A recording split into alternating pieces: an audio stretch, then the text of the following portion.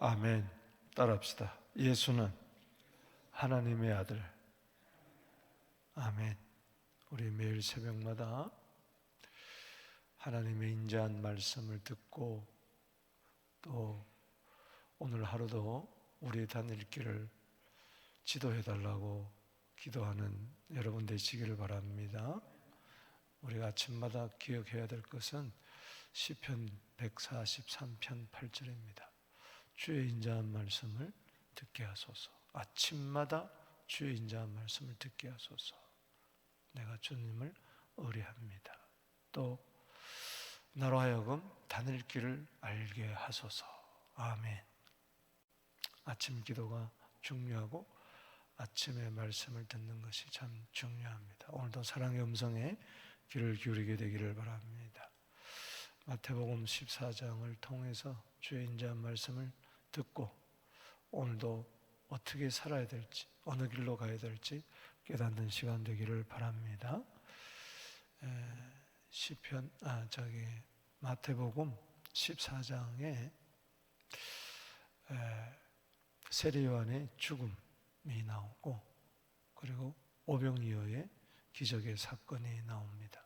그리고 예수님이 물 위로 걸으시고 베드로 하여금 걷게 하시고 또 게네사렛 호숫가에서 많은 병자들을 고치십니다. 그야말로 이제 큰 일이 일어난 거죠. 사람들이 이 큰 일을 바라보고 놀라서 이렇게 이야기합니다. 특별히 바다 위를 걸어오신 예수님을 바라보면서 진실로 하나님의 아들이시로이다. 무릎을 꿇고 그렇게 시인을 하죠. 오늘 여기 본 말씀 33절에 시작 읽어보겠습니다. 33절입니다. 시작. 배에 있는 사람들이 예수께 절하며 이르되 진실로 하나님의 아들이로소이다. 참 16장에 가보면 16절에 베드로가 하나님의 아들이라고 고백을 합니다만 참 놀라운 고백입니다.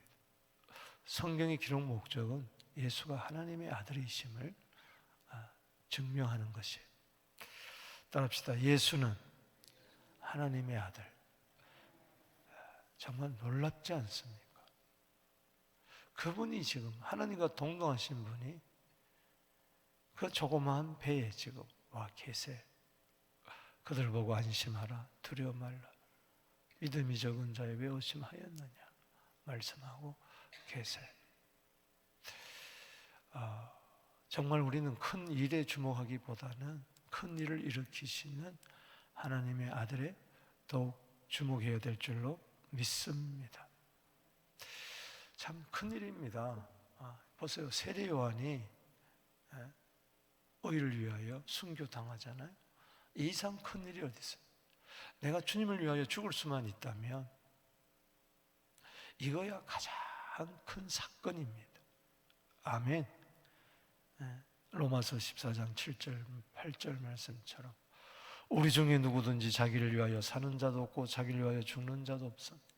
살아도 주를 위하여 죽어도 주를 위하여 죽나니 사나 죽으나 주의 것이로다. 아멘. 여러분 생각해 보세요. 보리떡 5개 물고기 2마리를 가지고 남자만 5,000명을 먹였어요. 놀라운 기적 아닙니까? 거기 수만 명이 있는데 빈들인데 베세다 광야의 저녁인데 어디 가서 먹을 거예요? 그런데 예수님께서는 우리 보고 저들을 먹이라고 이야기를 하고 있어요. 저 우리 힘으로 안 됩니다. 예수님이 오병이어를 가지고 기도하시고 그것을 제자들에게 주니 제자들이 다시 그 군중들이 주니까 12광주리가 남고 남자만 5,000명이 먹었어요. 할렐루야. 그러니까 우리가 보리떡 5개 물고기 2마리를 준 게 아니에요.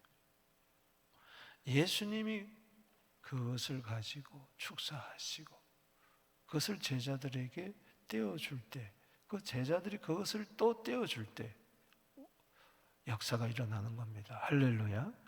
오늘 또 예수님께로 받아서 나눠줄 때 내 것이 아니라 주님의 것, 주님이 주신 것 나눠줄 때 큰 역사가 나타날 줄로 믿습니다. 큰 일이 일어날 줄로 믿습니다. 여러분, 바다도 위도 걸어가는 큰 일이 일어나게 되기를 바랍니다. 여러분, 옷가만 만져도 사람들이 다 나았어. 오늘 주님의 옷자락을 만질 때 놀라운 치유의 권능의 역사가 나타날 줄로 믿습니다. 그러나 저는 오늘 본 말씀을 보면서 큰 일보다는 하나님의 아들, 하나님의 아들이 없다면 큰 일이 아무 의미가 없는 거죠. 그리고 그 하나님의 아들이 큰 일을 일으키는 그 배경에 대해서 우리는 주목하고 오늘 기도 교훈을 삼고 인자한 말씀을 듣기를 원합니다. 먼저는 하나님의 아들 세 가지로 오늘 나눠보는데요. 침묵입니다. 침묵. 이 침묵에서 우리가 배워야 돼요. 오늘 본 말씀 1절에서 우리 13절, 오늘 본 말씀은 마가복음 6장, 누가복음 9장에도 나오는데요. 이 헤롯 분봉왕이, 이제 이 헤롯 분봉왕은 예수님 당시 태어날 때의 헤롯 대왕, 그의 넷째 아들입니다. 안디바스라고 이야기하죠. 안디바라고도 이야기하고, 그가 예수의 소문을 들었을 때에 자기가 죽인 세례 요한이 다시 살아나서 예수 속에서 역사하는 줄 그렇게 착각할 정도로 예수님이 참 큰 일을 많이 행했어요. 그러면서 그 이미 죽었던 그 예수님에 대해서 세례 요한의 죽음에 대해서 여기 소개하고 있습니다. 세례 요한이 어떻게 죽었어요?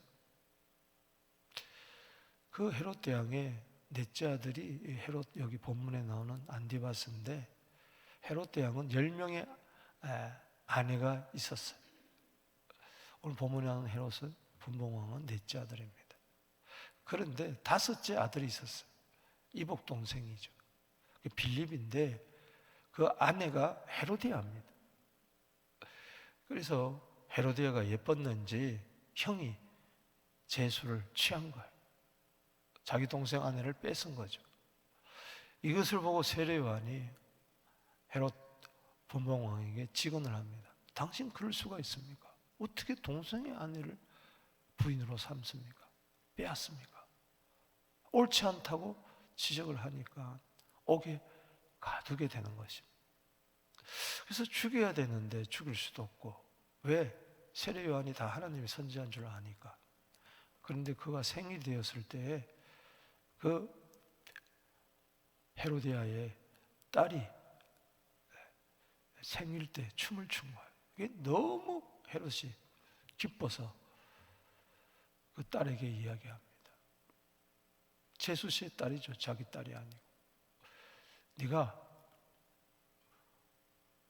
이렇게 나를 위하여 춤을 추니 나라의 절반이라도 주겠다. 네 소원이 뭐냐? 딸이 엄마한테 이야기합니다. 헤로디아에게 가서, 왕이 나라의 절반이라도 주겠다는데 무슨 소원을 알릴까요? 세례 요한의 목을 달라고 해라. 이런 참 나쁜 여자가 어디 있어? 저는 성경에서 제일 나쁜 여자가 이세벨보다도, 구약은 이세벨이고 신약에서는 헤로디아라고 봐요.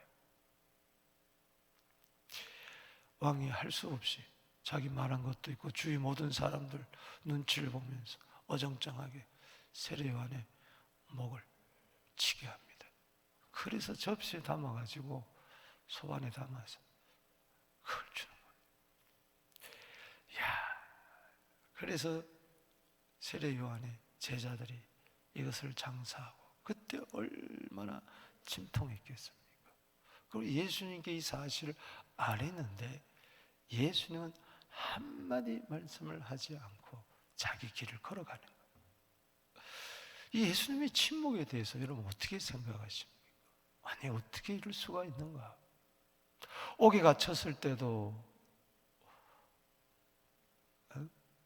방 한 번 하지 아니하고, 또 죽었을 때도 한마디 말씀하지 아니하고, 그에 대해서 이런 방구가 없는 거예요.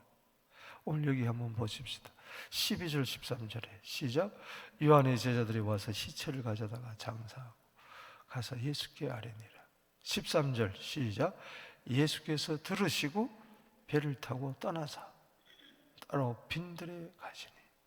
보세요. 들으시고 세례 요한의 제자들에게 아무런 말씀을 안 하시고 그냥 따로 혼자 빈들로 가시는 것이죠. 이 예수님의 이 침묵. 세례 요한이 어떻게 그렇게 죽었는가? 참 너희들도 마음이 아프겠다. 등등 이런 위로라든가 또 칭찬이라든가 하늘에 상급이 많을 것이다. 이런 이야기가 한마디도 안 하시는 거예요.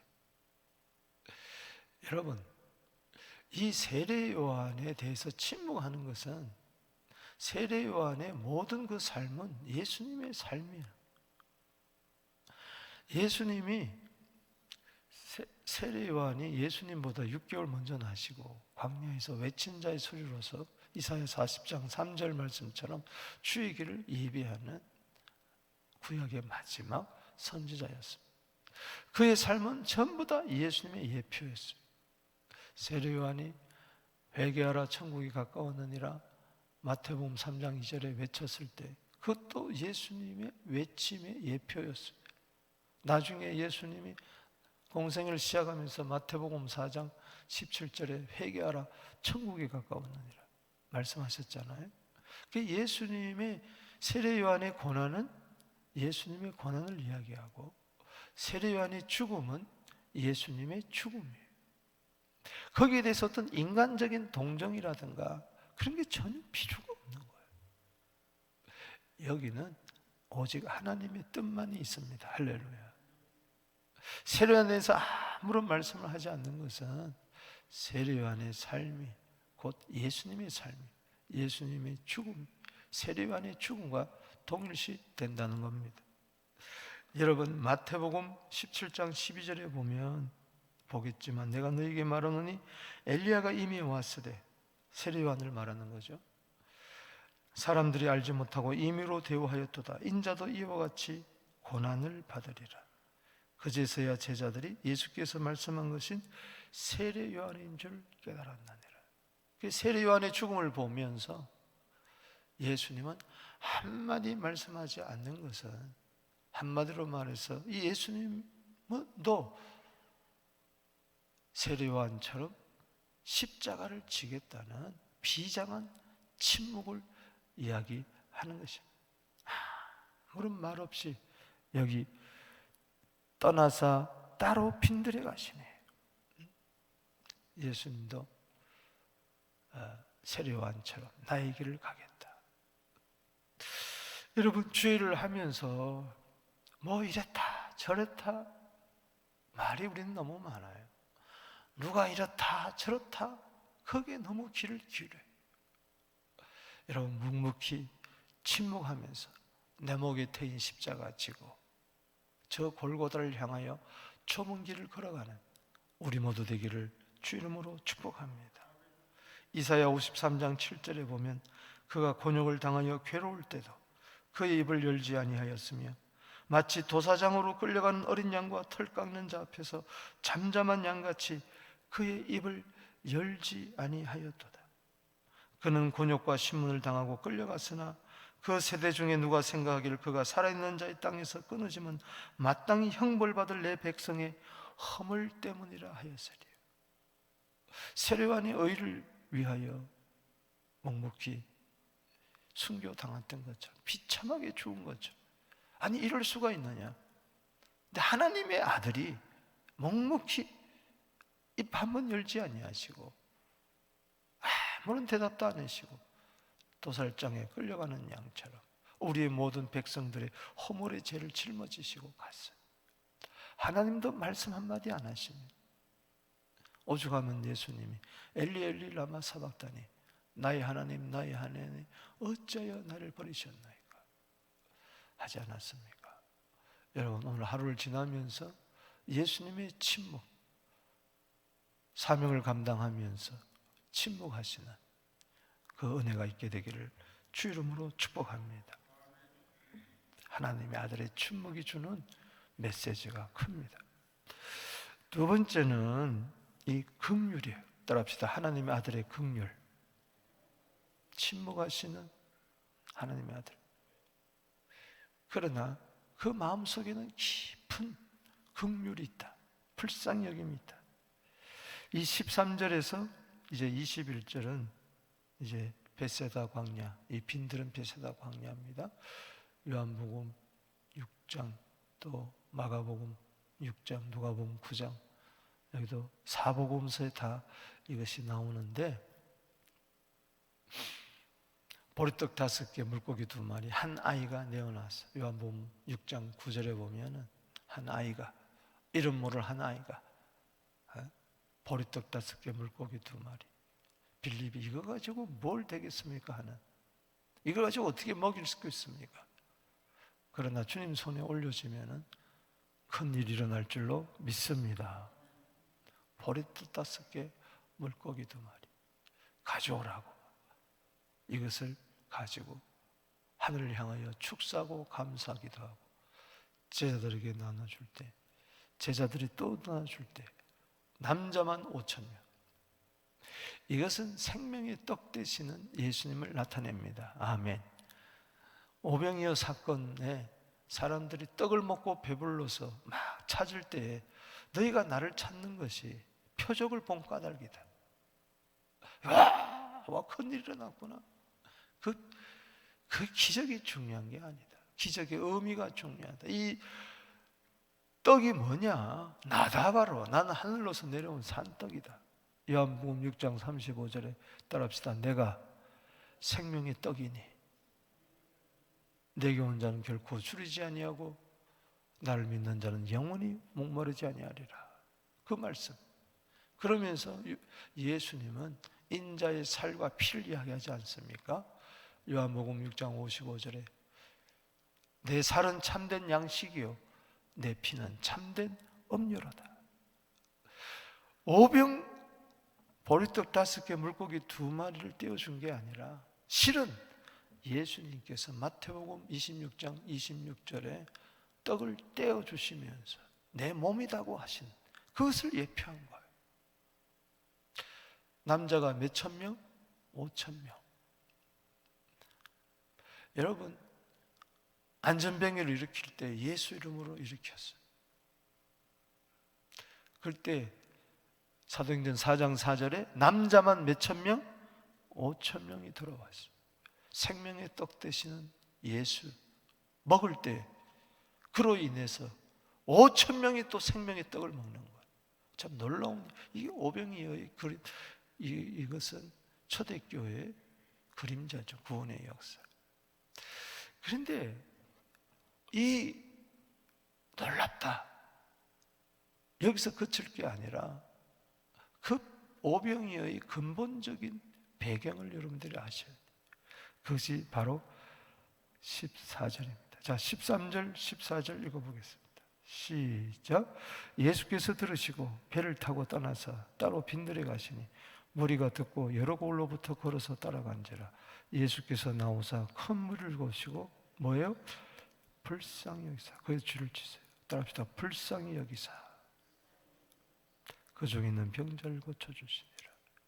그러면서 저녁이 되었을 때에 오병이어의 사건이 일어난 겁니다. 이 불쌍히 여기사, 이것은 헬라어로 스플랑크니조마이라고 제가 여러 번 이야기했는 것 같은데, 이것은 스판클론이라는 단어에서 나왔는데, 스판클론 그러면은 헬라어로 내장을 이야기합니다. 예, 내장, 오장육부 같은 거, 간, 심장, 폐, 이런, 이걸 스판클론이라고 이야기해요. 왜 불쌍여기다라는 말을 스파클론, 조마이 이렇게 이야기하냐? 우리가 흔히 이야기하잖아요. 애장이 탄다, 애장이 끓는다, 막 창자가 끊어진다, 막 간이 콩알을 맞았다. 이 속을 이야기할 때 그냥 겉으로 불쌍히 여기는 게 아니고 막 속이 막 끓는, 이게 구약 성경에는 이 단어가, 레헴이라는 단어가 자궁이라는 단어입니다. 자궁. 어머니의 자궁을 이야기하는, 아이를 10달 동안 품고 막 애끓는 마음으로 이 아이를 막 연민의 정을 가지고 막 불쌍히 여기는 그 마음을 이야기해요.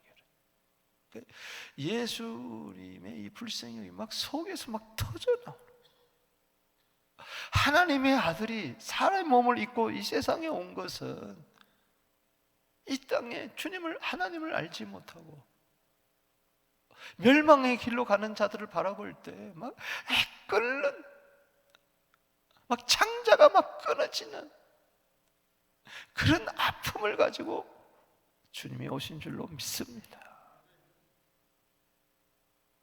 능력에서 기적이 난 게 아니라 이 긍휼에서 기적이 난 거예요.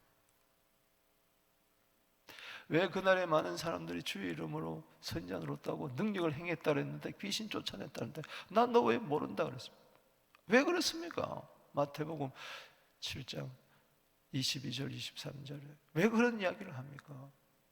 긍휼이 없는 사역.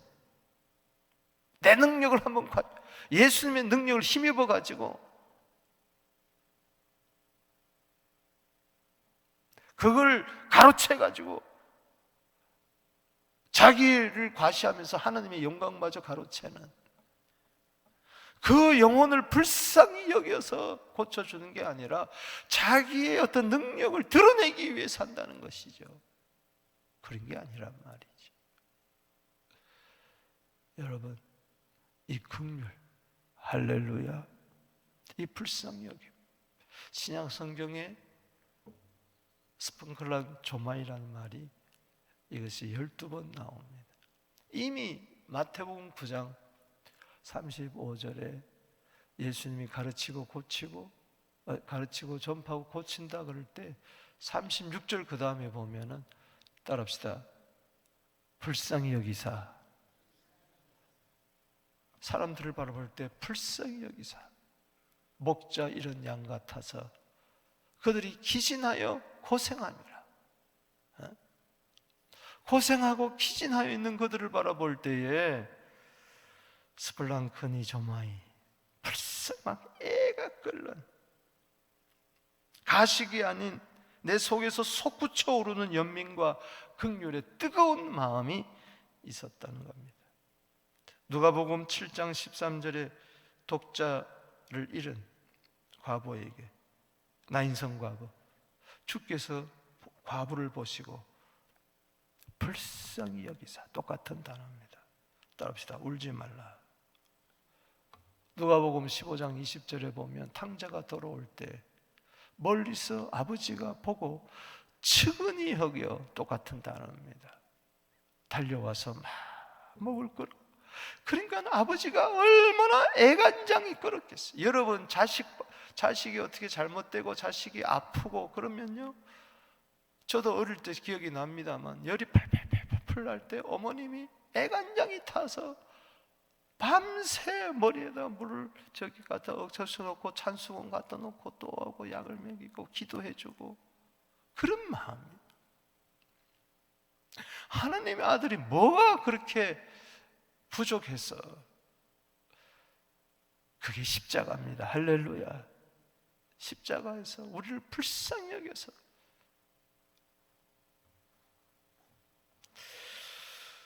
예수님의 항상 중심은 어디에 가 있었느냐? 가난한 자, 소외된 자, 없는 자, 아픈 자, 세상에서 버림받은 자.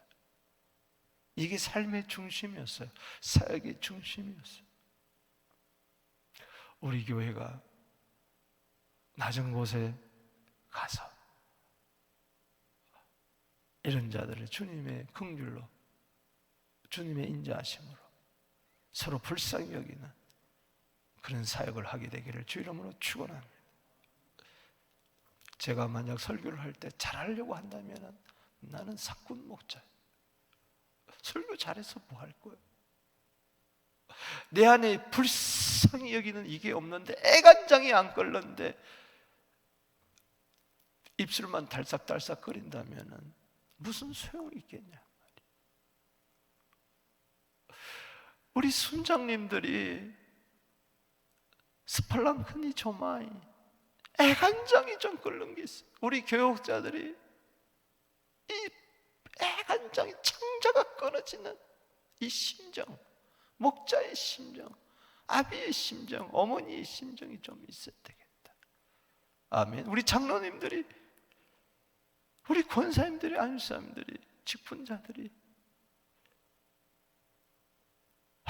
무슨 능력 많아가지고 큰일 하겠다는 게 아니라 큰 열매 맺다는 게 이것부터 있어야 됩니다. 할렐루야. 안 그러면 다 가식이고 외식이고 자기 잘난 척하는 것이고 인기나 얻으려고 그러는 거고 잘 보이려고 그러는 거고, 그러다 보니까 외식에 빠지고 열매 없으면 낙심하고 절망하고. 내 안에 이 불쌍히 여김이 있으면 절대 절망하지 않습니다. 할렐루야. 안 될수록 더 불쌍히 여기고, 아멘이십니까? 더 안타까워하는 것이죠. 오늘 이 새벽에 예수님의 마음을 품게 하여 주시옵소서. 너희 안에 이 마음을 품으라 곧 그리스도 예수의 마음이니 빌립보서 2장 5절에 애타하지 않느냐. 사도 바울이 그래서 애타하지 않느냐. 고린도 교인들에게 애타하지 않느냐. 이 애타는 심정, 자식을 낳아 길러보면 다 알잖아요. 세 번째는 무리로 걸으시는, 그리고 많은 병자를 고치시는 사건입니다. 야, 예수님이 무리로 걸으셨구나. 베드로도 무리로 걷게 하시고 빠진 자를 이렇게 세워주시고, 예수님의 옷가만 만져도 여기 36절에 척척척척 낫는구나. 거기에 주목하지 마시고 그 배경, 이 하나님의 아들이 어떻게 이런 역사를 일어나느냐, 바다도 정복하고 병자도 정복하고 이러시느냐. 기도입니다. 따라합시다. 기도. 이 긍휼이 있으면요 기도할 수밖에 없는 것이죠. 그래야 긍휼의 열매가 맺어지는 거죠. 자, 22절에 보십시다. 시작. 예수께서 즉시 제자들 제초가사 자기가 물을 보내는 동안에 배를 타고 앞서 건너편으로 가게 하시고, 23절 줄을 치고 읽어보세요. 시작. 무리를 보내신 후에 기도하러 따로 산에 올라가시니라. 저물매 거기 혼자 계시니라.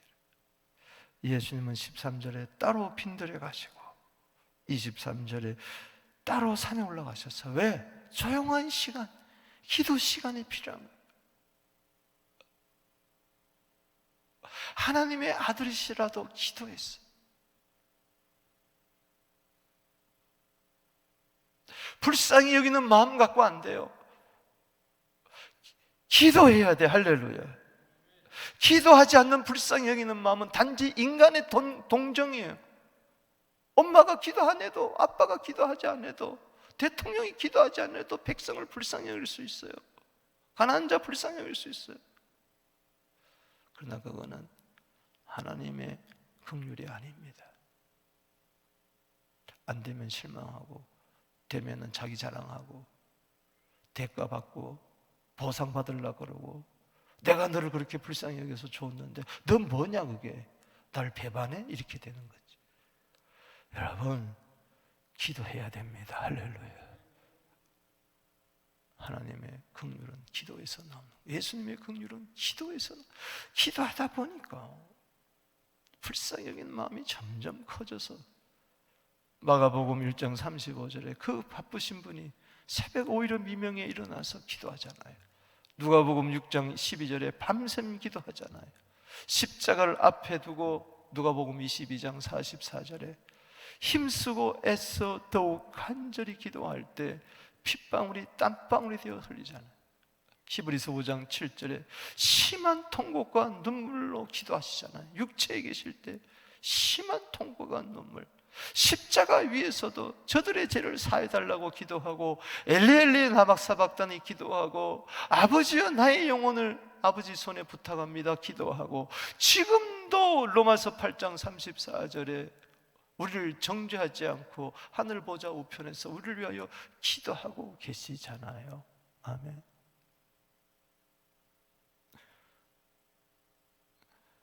여러분 묵묵히 침묵하면서 나의 길을 걸어가십시다. 할렐루야.